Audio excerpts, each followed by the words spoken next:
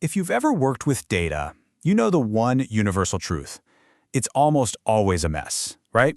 You get some user input, you scrape a website, you pull from a database, and what you get back is never quite what you expect. So how do we fix it?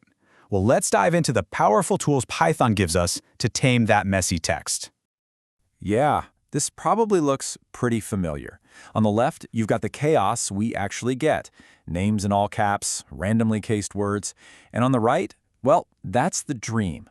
Clean, consistent data our programs can actually understand and work with. Bridging this gap is honestly one of the biggest headaches in programming. But Python has some surprisingly elegant solutions for it. So how do we actually do it? How do we bridge that gap? What's the secret to turning all that chaos into perfect, predictable order and doing it automatically? Well, the answer is kind of hiding in plain sight, built right into every single string in Python. And these tools are called methods. It's a simple idea, really. A method is just an action that Python can perform on a piece of data. So if your string is like a rough piece of wood, think of methods as your workshop tools. The sandpaper, the saw, the drill, that let you shape it into exactly what you need. So our first tool is the title method. It's super straightforward. You take a string, like Ada Lovelace here, you apply .title to it, and boom, it capitalizes the first letter of every single word. It's simple, it's powerful, and it's incredibly useful. And you see its practical uses everywhere. Just think about formatting names. It doesn't matter if a user types their name in all caps or all lowercase. You just run .title on it, and you get a perfectly formatted John Doe every single time. It's just an instant way to standardize user input and make any text you display look clean and professional. Okay, next up in our toolbox, we have upper and lower, and they do exactly what you'd think. Upper cranks every single character in the string up to uppercase, and lower converts everything down to lowercase. They're kind of like the sledgehammers of case conversion, total and complete. Now, upper is great for, grabbing attention, but lower has a secret superpower. It is one of the most important tools for making sure your program doesn't accidentally break. So what on earth makes it so critical? Well, here's why. Computers are incredibly literal.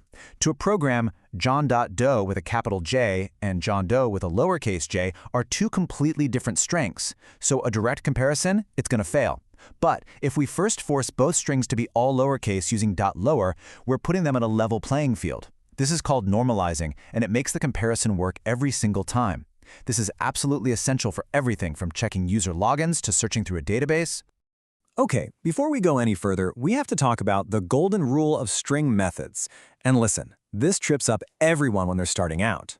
When you use a method like .title or .lower, it does not change the original string you started with. Instead, it creates and gives you back a brand new, modified string.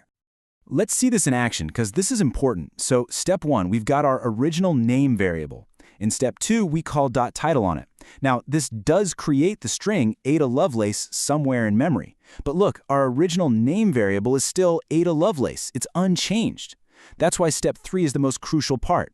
To actually save the change, you have to tell Python to take that new string and put it back into the name variable. You have to reassign it. So, these tools are great on their own, but what if you need to do a bunch of cleanup steps? Do you have to create a new variable for every single step? Thankfully, no. We can combine them into one powerful move called method chaining. Just imagine we get this really messy input, right? It's got extra spaces on the ends, and it's in all caps. The long way to fix this would be to do it step by step. First, he could create a variable for the stripped version, then another variable for the lowercase version, and then a final one for the titled version. And yeah, it works, but it feels a little clunky, a little inefficient. There's gotta be a better way. And this is the magic of chaining. We can do all of that in one single, clean, readable line of code. Python just processes this from left to right. It takes the original string, it strips off the white space, it passes that result to lowercase, and then it passes that result to title case. The final, clean string is the only thing that gets returned. It's elegant, it's efficient, and it is very, very Pythonic. So let's do a quick recap. Methods are our built-in tools for acting on data. We can control case with .title, .upper, and .lower, and always remember that golden rule. Methods create new strings, so you have to reassign the result if you want to save it. And finally, you can chain methods together to perform multiple actions all at once.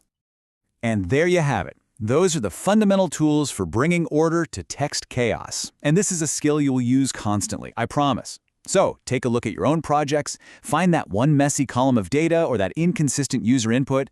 The only question left is, what are you going to clean up first?